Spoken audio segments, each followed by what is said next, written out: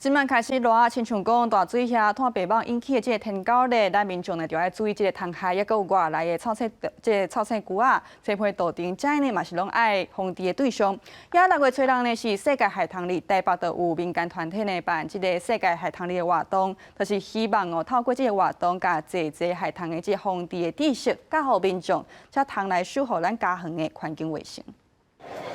老鼠药，如果你用在农地上，那老鼠会去吃，那老鼠死掉之后，可能会有其他的，例如老鹰或是什么之类的去吃这个老鼠，那鸟类可能会有死掉中。鸟鼠是真济民众真困扰的动物，现场宣导人员向民众呼吁，唔通将鸟鼠药啊用伫农地，因为会危害食物链的生态。另外，热人也有济虫害，亲像拖病网引起的天高热，更有外来的草青菇啊含青皮豆等等等，嘛拢是需要防治的对象。6月初6是世界海棠日，台湾环境有害生物管理协会也举办世界海棠日活动，来向民众小解新的虫害防治知识。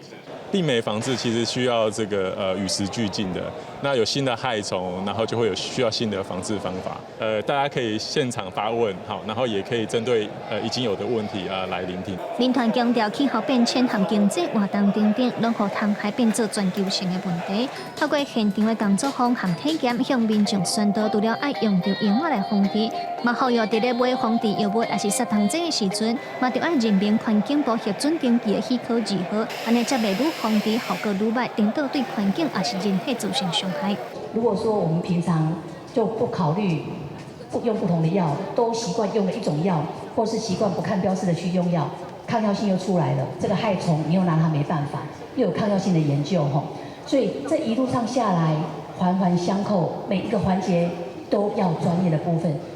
世界海棠日活动，这是全台湾头一届以虫害防治做主题的展览活动。民团希望透过各地专业防治的力量，让民众对环境用药和海棠有正确的认识，安尼才通精准防治，也同齐来守护家园的环境。记者卢尚祖、谢桂林台北报道。